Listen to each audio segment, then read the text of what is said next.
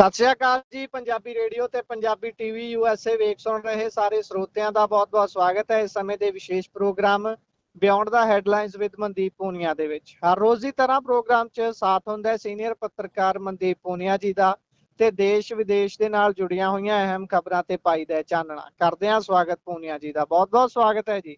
ਜੀ ਸ਼ੁਕਰੀਆ। ਸਤਿ ਸ੍ਰੀ ਅਕਾਲ ਗੁਰਪ੍ਰੀਤ।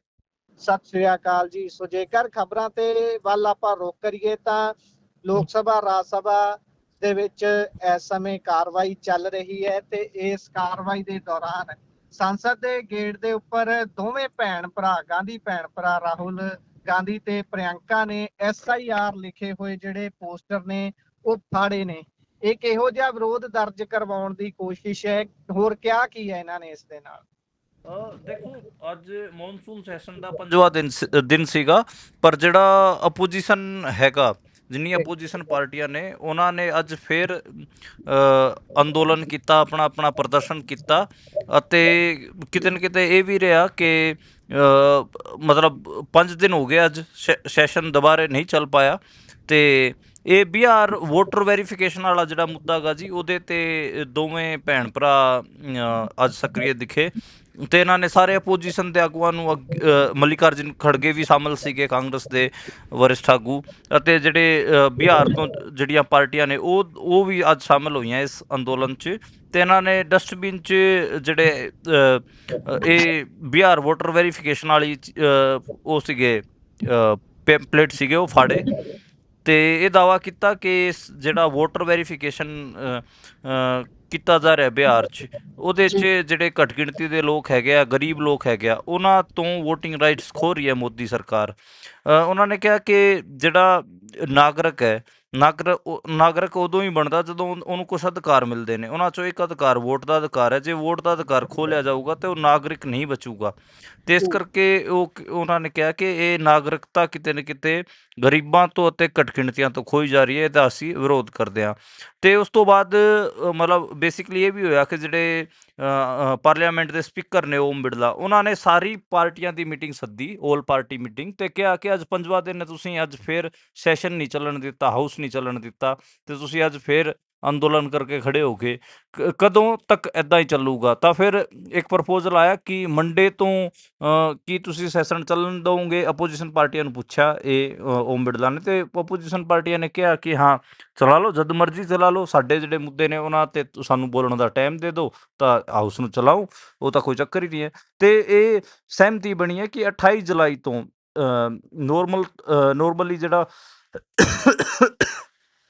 ਜਿਹੜਾ ਹਾਊਸ ਹੈ ਉਹ ਚੱਲੂਗਾ। ਤੇ ਉਮੀਦ ਹੈ ਕਿ ਮਤਲਬ ਮੰਡੇ ਨੂੰ ਦੁਬਾਰੇ ਅਪੋਜੀਸ਼ਨ ਪਾਰਟੀਆਂ ਕੋਈ ਅੰਦੋਲਨ ਛੇੜ ਕੇ ਨਾ ਬਹਿ ਜਾਣ। ਮੰਡੇ ਤੋਂ ਸ਼ਾਇਦ ਆਪਾਂ ਨੂੰ ਇੰਡੀਅਨ ਪਾਰਲੀਮੈਂਟ ਦੇ ਦੋਵੇਂ ਹਾਊਸ ਚੱਲਦੇ ਦਿਖਣ। ਜੀ, ਜੇਕਰ ਮੈਂ ਅਗਲੀ ਖਬਰ ਦਾ ਰੁਖ ਕਰਾਂ ਤਾਂ 1000 ਸਾਲ ਪੁਰਾਣੇ ਸ਼ਿਵ ਮੰਦਿਰ ਨੂੰ ਲੈ ਕੇ ਕਹਿੰਦੇ ਦੋ ਬੁੱਧ ਸੰਬੰਧੀ ਦੇਸ਼ ਆਪਸ ਦੇ ਵਿੱਚ ਲੜ ਪੈਂਦੇ ਨੇ। ਥਾਈਲੈਂਡ ਕੰਬੋਡੀਆ ਦੇ ਵਿੱਚ ਅਣਕਿਆਸੀ ਜੰਗ ਸ਼ੁਰੂ ਹੋ ਗਈ ਜੀ। ਹਾਂਜੀ, ਥਾਈਲੈਂਡ ਅਤੇ ਕੰਬੋਡੀਆ ਦੇ ਵਿੱਚ 1000 ਸਾਲ ਪੁਰਾਣੇ ਦੋ ਸ਼ਿਵ ਮੰਦਿਰਾਂ ਨੂੰ ਲੈ ਕੇ ਸੰਘਰਸ਼ ਜਾਰੀ ਹੈ ਤੇ ਅੱਜ ਦੂਜਾ ਦਿਨ ਹੈ। ਦੇਖੋ, ਕੱਲ ਹੈਵੀ ਆਰਟਲਰੀ ਰਾਊਂਡ ਖੋਲ੍ਹੇ ਹੋਏ ਸੀ। ਦੱਸਿਆ ਜਾ ਰਿਹਾ ਕਿ ਉਹਦੇ ਕਰਕੇ ਤਕਰੀਬਨ 1 ਲੱਖ ਤੋਂ ਵੱਧ ਲੋਕਾਂ ਨੂੰ, ਦੋਵੇਂ ਮੁਲਕਾਂ ਦੇ ਲੋਕਾਂ ਨੂੰ ਬਾਰਡਰ ਛੱਡਣ ਵਾਸਤੇ ਮਜਬੂਰ ਹੋਣਾ ਪਿਆ। ਜਿਹੜੇ ਬਾਰਡਰ ਲਾਗੇ ਉਹਨਾਂ ਦੇ ਘਰ ਸੀਗੇ ਉਹਨਾਂ ਨੂੰ ਛੱਡਣਾ ਪਿਆ ਗਾ। ਤੇ ਥਾਈਲੈਂਡ 'ਚ 15 ਲੋਕਾਂ ਦੀ ਡੈਥ ਹੋਈ ਹੈ, ਇੱਕ ਮਿਲਟਰੀ ਦਾ ਜਵਾਨ ਵੀ ਮਾਰਿਆ ਗਿਆ, ਤੇ 14 ਜਿਹੜੇ ਲੋਕ ਹੈਗੇ ਆ ਉਹ ਆਮ ਲੋਕ ਹੈਗੇ ਆ, ਤੇ 46 ਲੋਕ ਘਾਇਲ ਹੋਏ ਨੇ। ਕੰਬੋਡੀਆ ਨੇ ਅਜੇ ਕੋਈ ਜਾਣਕਾਰੀ ਨਹੀਂ ਦਿੱਤੀ ਹੈ ਕਿ ਉਹਨਾਂ ਦੇ ਕਿੰਨੇ ਲੋਕ ਮਰੇ ਨੇ, ਪਰ ਮੀਡੀਆ ਰਿਪੋਰਟਸ 'ਚ ਦੱਸਿਆ ਜਾ ਰਿਹਾ ਹੈਗਾ ਕਿ ਕੰਬੋਡੀਆ ਦੇ ਵਿੱਚ ਵੀ 3 ਲੋਕਾਂ ਦੀ ਡੈਥ ਹੋਈ ਹੈ। ਇਹਨੂੰ ਲੈ ਕੇ ਇੰਡੀਆ ਦਾ ਜਿਹੜੀ ਇੰਡੀਅਨ ਐਮਬੈਸੀ ਉਹਨੇ ਵੀ ਇੱਕ ਐਡਵਾਈਜ਼ਰੀ ਜਾਰੀ ਕੀਤੀ ਹੈ ਤੇ ਕਿਹਾ ਹੈਗਾ ਕਿ ਥਾਈਲੈਂਡ ਅਤੇ ਕੰਬੋਡੀਆ ਦੇ ਵਿੱਚ ਜੋ ਵਿਵਾਦ ਚੱਲ ਰਿਹਾ ਉਹਦੇ ਆਲੇ ਦੁਆਲੇ ਜਾਣ ਤੋਂ ਬਚਿਆ ਜਾਵੇ। ਤੇ ਖਾਸ ਕਰ ਮਤਲਬ ਜਿਹੜੇ 7 ਰਾਜ ਨੇ ਉਹਨਾਂ ਨੂੰ ਵੀ ਅਪੀਲ ਕੀਤੀ ਗਈ ਹੈ। ਤੇ ਇਹਨਾਂ 'ਚ ਬੇਸਿਕਲੀ ਜੋ ਬਾਰਡਰ ਇਲਾਕੇ ਨੇ ਉਹਨਾਂ 'ਚ ਨਾ ਜਾਣ ਦੀ ਸਲਾਹ ਦਿੱਤੀ ਗਈ ਹੈ। ਇਸ ਤੋਂ ਇਲਾਵਾ ਇਹ ਵੀ ਦੇਖਿਆ ਕਿ ਥਾਈਲੈਂਡ ਦੀ ਸੈਨਾ ਵੀ ਡਰੋਨਸ ਦਾ ਇਸਤੇਮਾਲ ਕਰ ਰਹੀ ਹੈ। ਉਹ ਜਿਹੜਾ ਸ਼ਿਵ ਮੰਦਿਰ ਹੈ ਉਹਦੇ ਆਲੇ ਦੁਆਲੇ ਜਿਹੜੇ ਕੰਬੋਡੀਆਈ ਹਥਿਆਰਾਂ ਦਾ ਜ਼ਖੀਰਾ ਸੀ ਉਹ 'ਤੇ ਡਰੋਨਾਂ ਰਾਹੀਂ ਹਮਲਾ ਕੀਤਾ ਗਿਆ, ਤੇ ਉਹ ਇਹ ਵੀ ਦੇਖਣ ਨੂੰ ਮਿਲਿਆ ਥਾਈਲੈਂਡ ਦਾ ਦੱਸਿਆ ਜਾ ਰਿਹਾ ਕਿ ਵੱਧ ਨੁਕਸਾਨ ਹੋਇਆਗਾ ਤੇ ਦੋਵੇਂ ਤੁਸੀਂ ਸਹੀ ਕਿਹਾ ਕਿ ਬੌਧ ਉੱਥੇ ਜ਼ਿਆਦੇ ਨੇ, ਪਰ ਹਿੰਦੂ ਵੀ ਨੇ ਉੱਥੇ ਖਾਸੇ ਤੇ ਉਹ ਹੁਣ ਲੜਾਈ ਕਰ ਰਹੇ ਨੇ ਤੇ ਦੇਖਦੇ ਹਾਂ ਬਣਦਾ ਕੀ ਹੈ। ਮੰਦਰ ਤਾ ਮੂਐਨ ਤਾਮ ਕਿਹਾ ਜਾਂਦਾ ਇਸ ਮੰਦਰ ਨੂੰ, ਤੇ ਦੱਸਿਆ ਜਾ ਰਿਹਾ ਹੈਗਾ ਕਿ ਕੰਬੋਡੀਆ ਉਹਦੇ ਤੇ ਦਾਅਵਾ ਕਰ ਰਿਹਾ ਹੈਗਾ ਤੇ ਮਤਲਬ ਉਹ ਜਿਹੜਾ ਮੰਦਰ ਹੈ ਉਹ ਥਾਈਲੈਂਡ ਦੀ ਹੱਦ 'ਚ ਸਥਿਤ ਹੈ, ਪਰ ਕੰਬੋਡੀਆ ਹਮੇਸ਼ਾ ਦਾਅਵਾ ਕਰਦਾ ਰਿਹਾ ਹੈਗਾ ਕਿ ਇਤਿਹਾਸਿਕ ਤੌਰ ਤੇ ਸਾਡੇ ਖਮੇਰ ਕਿੰਗਡਮ ਦਾ ਹਿੱਸਾ ਸੀਗਾ, ਇਸ ਕਰਕੇ ਇਹ ਸਾਡਾ ਮੰਦਰ ਹੈ। ਇਹਨੂੰ ਲੈ ਕੇ ਹੀ ਦੋਵੇਂ ਮੁਲਕਾਂ 'ਚ ਆਪਸ 'ਚ ਜੰਗ ਛਿੜੀ ਹੋਈ ਹੈ। ਹਜੇ ਕੋਈ ਸੀਜ਼ ਫਾਇਰ ਦੀ ਤਾਂ ਦਿਖ ਨਹੀਂ ਰਹੀ ਤੇ ਪਿਛਲੇ 2 ਦਿਨਾਂ ਤੋਂ ਲਗਾਤਾਰ ਹੈਵੀ ਆਰਟਲਰੀ ਫਾਇਰਿੰਗ ਅਤੇ ਡਰੋਨਸ ਦਾ ਇਸਤੇਮਾਲ ਸ਼ੁਰੂ ਹੋ ਚੁੱਕਿਆ ਹੈਗਾ। ਜੀ, ਜੇਕਰ ਆਪਾਂ ਅੱਗੇ ਚੱਲੀਏ ਤਾਂ ਮੈਂ ਚਾਹੁੰਦਾ ਤੁਸੀਂ ਇਹ ਜ਼ਰੂਰ ਚਾਨਣਾ ਪਾਓ ਕਿ ਦੇਸ਼ ਦੇ ਵਿੱਚ ਮੌਸਮ ਦਾ ਕੀ ਹਾਲ ਹੈ। ਦੇਸ਼ ਦੇ ਵਿੱਚ ਬਿਲਕੁਲ ਮੌਸਮ ਮਾਰੂ ਸਥਿਤੀ ਦੇ ਵਿੱਚ ਪਹੁੰਚਿਆ ਹੋਇਆ ਹੈ। ਕਿਤੇ ਤਾਂ ਕਹਿੰਦੇ ਵੀ ਹੜ੍ਹ ਨੇ ਕਹਿਰ ਮਚਾਇਆ ਹੋਇਆ ਹੈ, ਲਗਾਤਾਰ ਲੈਂਡਸਲਾਈਡਿੰਗ ਦੇ ਨਾਲ ਵੀ ਮੌਤਾਂ ਹੋ ਰਹੀਆਂ ਨੇ। ਦੱਸਿਓ। ਬਿਲਕੁਲ ਅੱਜ ਜੇ ਗੱਲ ਕਰੀਏ ਤਾਂ ਅੱਜ ਜਿਹੜਾ ਮਹਾਨਗਰ ਮੰਨਿਆ ਜਾਂਦਾ ਮੁੰਬਈ ਦੀ ਸੜਕਾਂ ਤੇ ਅੱਜ ਹੜ੍ਹ ਆਏ ਹੋਏ ਸੀ। ਸਾਰੀਆਂ ਸੜਕਾਂ ਕਵਰ ਸੀਗੀਆਂ ਤੇ ਕਿਤੇ 4 ਫੁੱਟ ਪਾਣੀ ਸੀ, ਕਿਤੇ 5 ਫੁੱਟ ਪਾਣੀ ਸੀਗਾ ਤੇ ਸਮੁੰਦਰ ਦੀ ਵੀ ਜਿਹੜੀ ਲਹਿਰਾਂ ਸੀਗੀਆਂ ਉਹ 4-4 5-5 ਫੁੱਟ ਉੱਚੀਆਂ ਸੀਗੀਆਂ, ਮੀਟਰ ਉੱਚੀ ਲਹਿਰਾਂ ਦੇਖਣ ਨੂੰ ਮਿਲ ਰਿਹਾ ਸੀ। ਤੇ ਬੀਤੇ 24 ਘੰਟਿਆਂ ਅੰਦਰ ਮਤਲਬ ਤਕਰੀਬਨ 35 ਵਰਖਾ ਹੋਈ ਹੈ, ਜਿਹੜੀ ਕਿ 10 ਮੀਂਹ ਜ਼ਿਆਦਾ ਪਿਆ ਗਾ ਤੇ ਇਹਦੇ 'ਚ ਸਰਕਾਰ ਕਹਿ ਰਹੀ ਹੈ ਕਿ ਅਸੀਂ ਪਹਿਲਾਂ ਵੀ ਇਹ ਵੈਦਰ ਫੋਰਕਾਸਟ ਕੀਤਾ ਹੋਇਆ ਸੀਗਾ ਕਿ ਹੜ੍ਹ ਵਰਗਾ ਮਾਹੌਲ ਉੱਥੇ ਹੋ ਸਕਦਾ ਗਾ। ਲੋਕਾਂ ਵਾਸਤੇ ਵੀ ਐਡਵਾਈਜ਼ਰੀ ਜਾਰੀ ਕੀਤੀ ਗਈ ਹੈ ਕਿ ਉਹ ਘਰਾਂ ਤੋਂ ਬਾਹਰ ਨਾ ਨਿਕਲਣ। ਤੇ ਪੱਛਮ ਬੰਗਾਲ 'ਚ ਜੀ ਬਿਜਲੀ ਡਿੱਗਣ ਕਰਕੇ 13 ਲੋਕਾਂ ਦੀ ਡੈਥ ਹੋਈ ਹੈ 24 ਘੰਟਿਆਂ ਦੇ ਅੰਦਰ। ਤੇ ਉੱਧਰ ਜਿਹੜੇ ਉੜੀਸਾ ਪੁਲਿਸ ਨੇ ਵੀ 17 ਟੂਰਿਸਟ ਨੂੰ ਰੈਸਕਿਊ ਕੀਤਾ, ਉਹ ਵੀ ਉੱਥੇ ਹੜ੍ਹ 'ਚ ਬਹਿ ਗਏ ਸੀਗੇ। ਤੇ ਹਿਮਾਚਲ ਪ੍ਰਦੇਸ਼ 'ਚ ਦੁਬਾਰੇ ਤੋਂ ਮੰਡੀ ਜ਼ਿਲ੍ਹੇ 'ਚ ਇੱਕ ਸੜਕ ਧੱਸੀ ਹੈ, ਉਹਦੇ 'ਚ ਇੱਕ ਬੱਸ ਹਾਦਸੇ ਦਾ ਸ਼ਿਕਾਰ ਹੋਈ ਹੈ ਤੇ ਤਕਰੀਬਨ 8 ਲੋਕਾਂ ਦੀ ਡੈਥ ਹੋਈ ਹੈ। ਹਿਮਾਚਲ ਪ੍ਰਦੇਸ਼ 'ਚ ਸਭ ਤੋਂ ਵੱਧ ਨੁਕਸਾਨ ਆਪਾਂ ਨੂੰ ਦੇਖਣ ਨੂੰ ਮਿਲ ਰਿਹਾ ਗਾ। ਮੈਂ ਜੇ ਗੱਲ ਕਰਾਂ ਮਤਲਬ ਪੰਜਾਬ ਦੀ, ਤੇ ਪੰਜਾਬ ਵਾਸਤੇ ਵੀ ਸਤਰਕ ਰਹਿਣ ਦੀ ਐਡਵਾਈਜ਼ਰੀ ਜਾਰੀ ਕਰ ਦਿੱਤੀ ਗਈ ਹੈ, ਕਿਉਂਕਿ ਜਿਹੜਾ ਸਤਲੁਜ ਦਾ ਵਾਟਰ ਲੈਵਲ ਹੈ ਉਹ ਤਕਰੀਬਨ 5 ਮੀਟਰ ਵੱਧ ਗਿਆ ਗਾ। ਖਾਸਾ ਆਪਾਂ ਕਹਿ ਸਕਦੇ ਹਾਂ ਕਿ ਖਾਸਾ ਪਾਣੀ ਚੱਲ ਰਿਹਾ ਇਸ ਟਾਈਮ ਸਤਲੁਜ 'ਚ। ਤੇ ਹਿਮਾਚਲ ਪ੍ਰਦੇਸ਼ ਦੇ 6 ਜ਼ਿਲ੍ਹਿਆਂ ਦੇ ਅੰਦਰ ਬਾਰਿਸ਼ ਦਾ ਅਲਰਟ ਹੈ। ਜੇ ਹਿਮਾਚਲ 'ਚ 6 ਜ਼ਿਲ੍ਹਿਆਂ 'ਚ ਕਿਤੇ ਨਾ ਕਿਤੇ ਮੀਂਹ ਪਊਗਾ ਤਾਂ ਫਿਰ ਉਹ ਪਾਣੀ ਇੱਧਰ ਪੰਜਾਬ ਹਰਿਆਣੇ ਨੂੰ ਛੱਡਿਆ ਜਾਊਗਾ ਤੇ ਕੋਲ ਡੈਮ ਤੋਂ ਵੀ ਪਾਣੀ ਛੱਡਿਆ ਗਿਆ ਹੈਗਾ। ਯਾਨੀ ਕਿ ਜਿਵੇਂ ਆਪਾਂ ਕਹਿੰਦੇ ਆਏ ਹਾਂ ਕਿ 2023 ਵਰਗਾ ਮਾਹੌਲ ਪੰਜਾਬ ਤੇ ਹਰਿਆਣੇ 'ਚ ਆਪਾਂ ਨੂੰ ਦੇਖਣ ਨੂੰ ਮਿਲ ਸਕਦਾ ਗਾ। ਘੱਗਰ ਵੀ ਖਤਰਨਾਕ ਵਾਟਰ ਲੈਵਲ ਤੇ ਚੱਲ ਰਹੀ ਹੈ, ਖਤਰਨਾਕ ਵਾਟਰ ਲੈਵਲ ਤੇ ਸਤਲੁਜ ਵੀ ਚੱਲ ਰਹੀ ਹੈ। ਬਿਆਸ ਦੇ ਵਿੱਚ ਵੀ ਬਹੁਤ ਜ਼ਿਆਦਾ ਪਾਣੀ ਹੈ।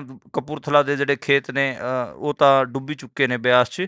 ਤੇ ਇਸ ਵਾਰ ਫਿਰ ਮਤਲਬ ਲੱਗ ਰਿਹਾ ਗਾ ਕਿ 2023 ਵਰਗਾ ਮਾਹੌਲ ਹੋ ਸਕਦਾ ਗਾ।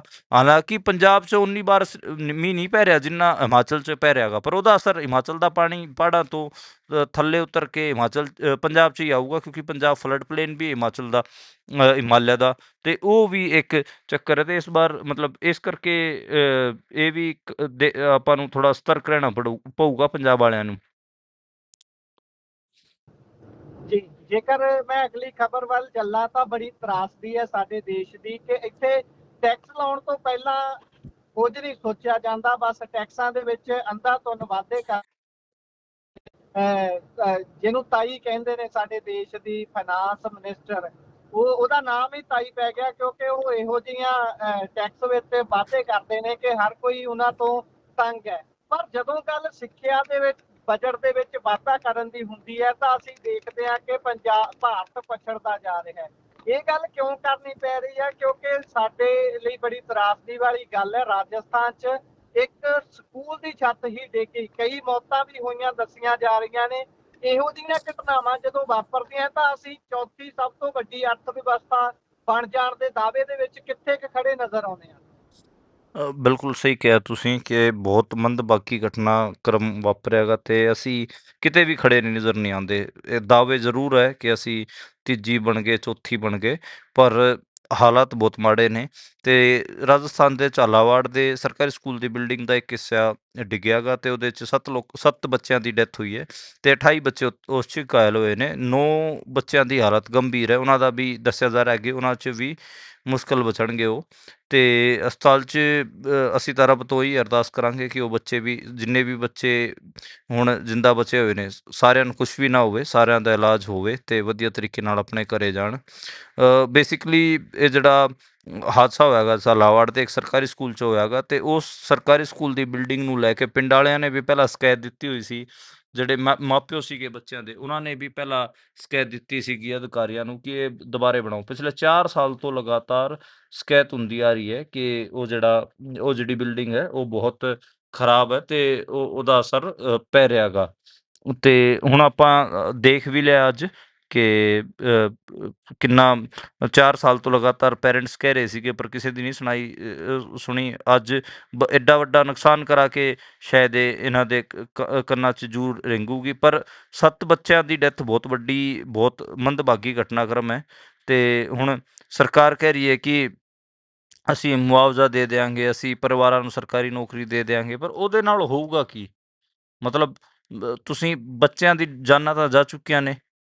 ਮਤਲਬ ਇਹ ਥੋੜ੍ਹੀ ਨਾ ਕਿ ਤੁਸੀਂ ਇਨਫਰਾਸਟਰਕਚਰ 'ਤੇ, ਬੇਸਿਕ ਇਨਫਰਾਸਟਰਕਚਰ 'ਤੇ ਧਿਆਨ ਨਾ ਦਿਓ, ਦੁਰਘਟਨਾ ਕੋਈ ਵਾਪਰੇ ਤਾਂ ਫਿਰ ਕਿਸੇ ਦੀ ਡੈਥ ਹੋ ਜਾਵੇ, ਬਾਅਦ 'ਚ ਤੁਸੀਂ ਕਹਿ ਦਿਓ ਕਿ ਹਾਂ ਅਸੀਂ ਤਾਂ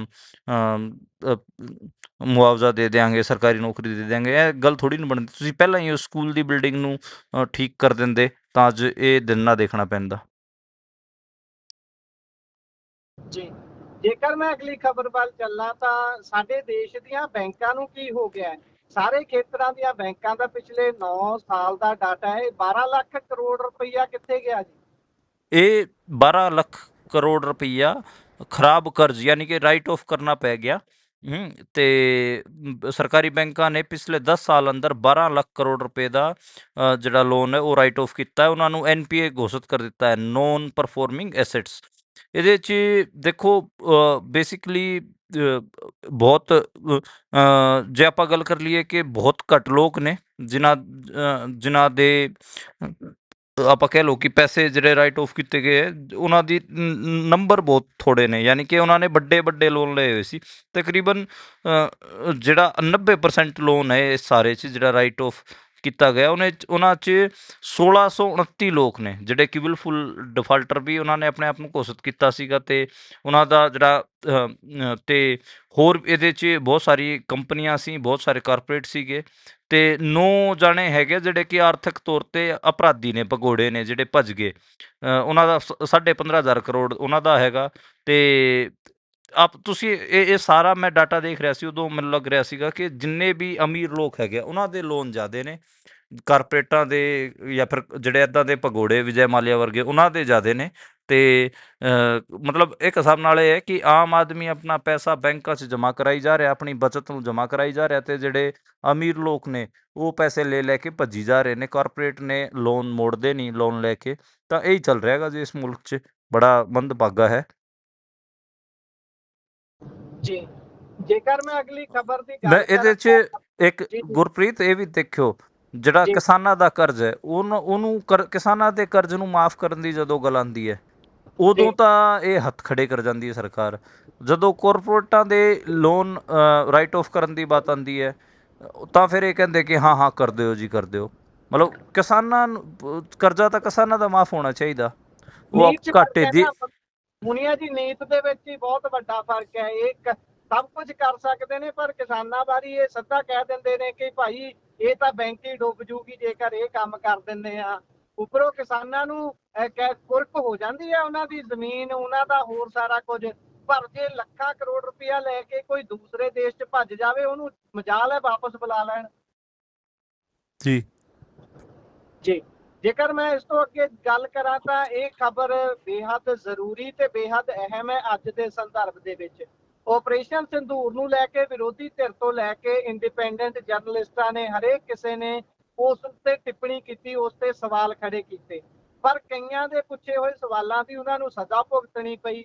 ਆਖਿਰਕਾਰ ਸਰਕਾਰ ਲਾਈਨ ਤੇ ਆਈ ਹੈ। ਕਹਿੰਦੇ ਅੱਜ ਪਹਿਲੀ ਵਾਰ ਓਪਨਲੀ ਸਰਕਾਰ ਨੇ ਆਪਰੇਸ਼ਨ ਸਿੰਦੂਰ ਬਾਰੇ ਗੱਲ ਕੀਤੀ ਹੈ। ਕੀ ਆਖਿਆ ਜੀ ਸਰਕਾਰ ਨੇ?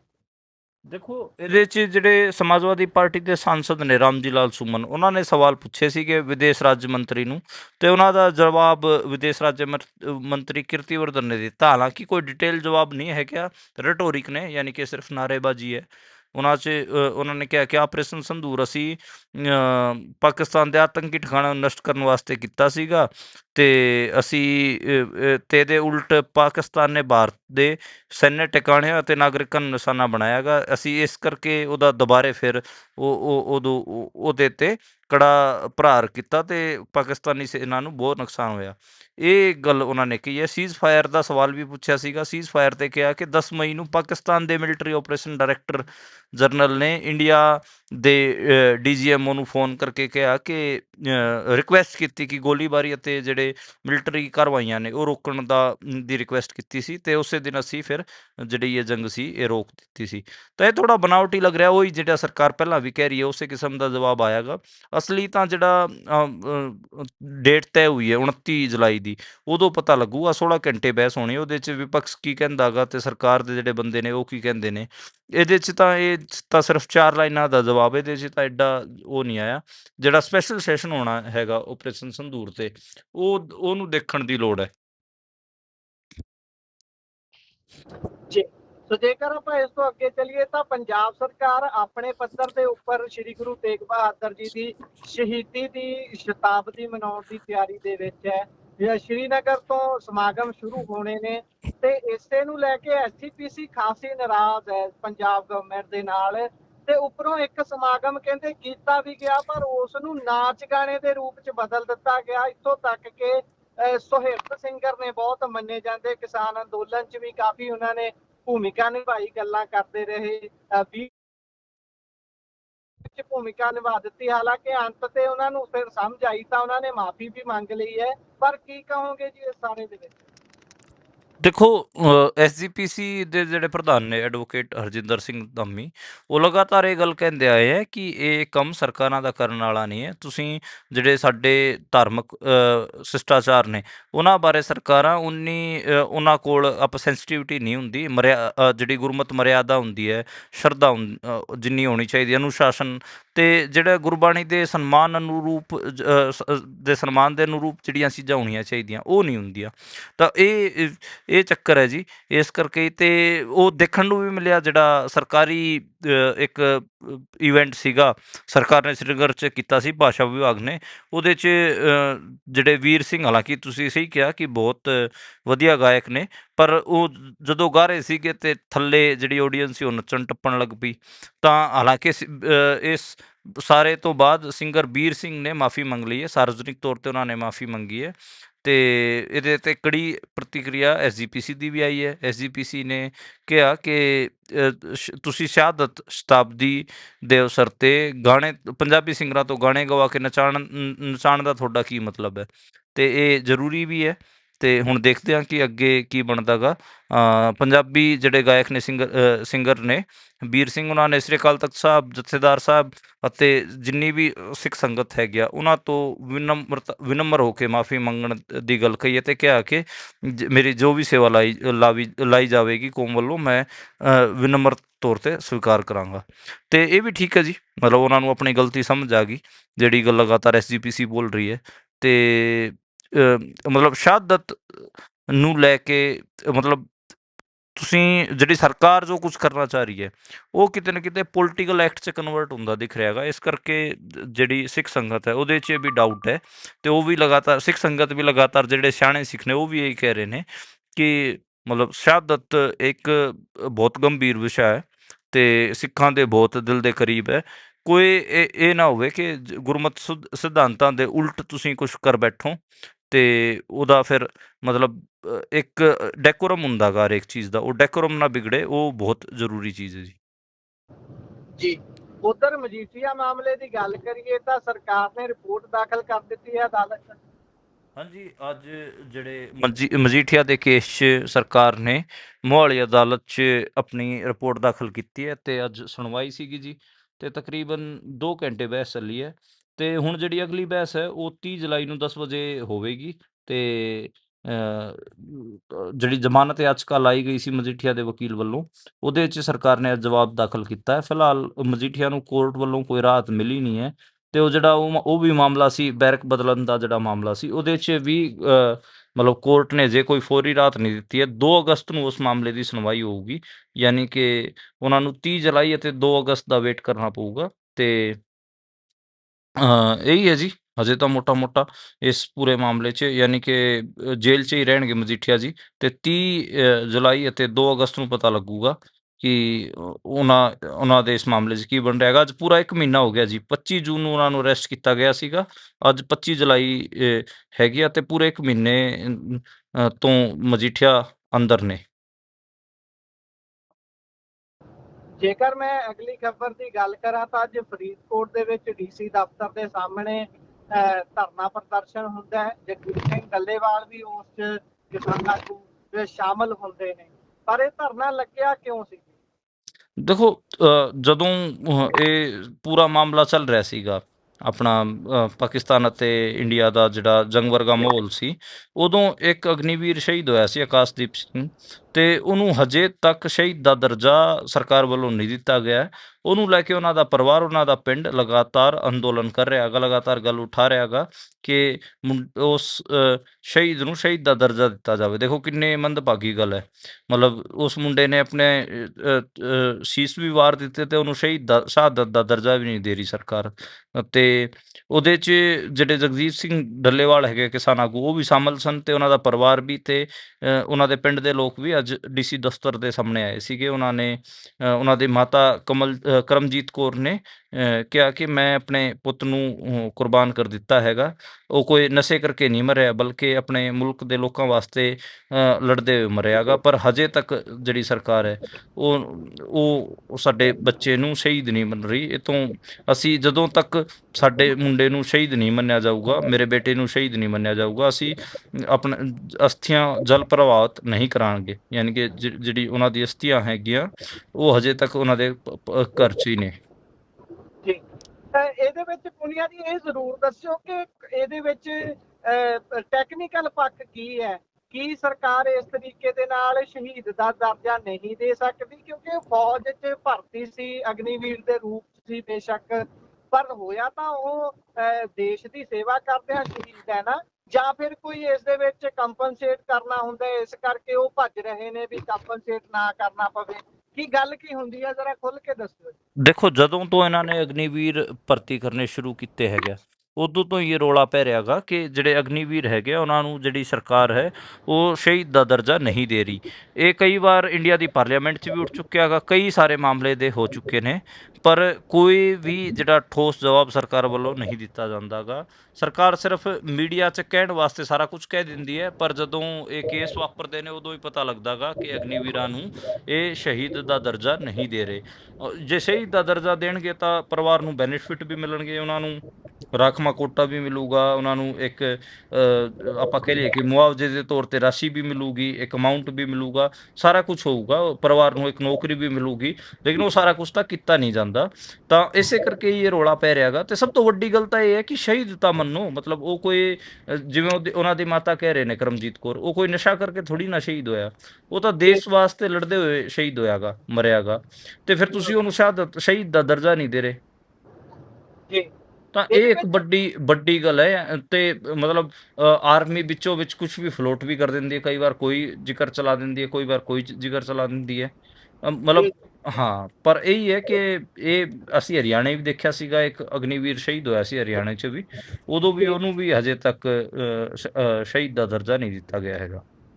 ਜੀ, ਇਸ ਦੇ ਵਿੱਚ ਪੁਨੀਆ ਜੀ ਅੰਤ 'ਚ ਮੈਂ ਇਹ ਕਹਿੰਦਿਆਂ ਹੋਇਆਂ ਖਤਮ ਕਰੂੰਗਾ ਕਿ ਜੇਕਰ ਤੁਸੀਂ ਅਜਿਹਾ ਕਰ ਰਹੇ ਹੋ, ਜੇਕਰ ਕਿਸੇ ਅਗਨੀਵੀਰ ਸ਼ਹੀਦ ਦੇ ਪਰਿਵਾਰ ਨੂੰ ਰੋਲ ਰਹੇ ਹੋ, ਤਾਂ ਪਿੱਛੇ ਜਿਹੜੀ ਕਤਾਰ ਹੈ, ਜਿਸ ਨੇ ਹਲੇ ਭਰਤੀ ਹੋਣ ਦਾ ਸੁਪਨਾ ਲਿਆ ਹੋਇਆ, ਮਿਹਨਤ ਕਰ ਰਿਹਾ, ਤੁਸੀਂ ਉਸ ਦੇ ਮੋਰਾਲ ਨੂੰ ਸਿੱਧੀ ਸੱਟ ਮਾਰ ਰਹੇ ਹੋ। ਉਹ ਕੀ ਸੋਚਣਗੇ?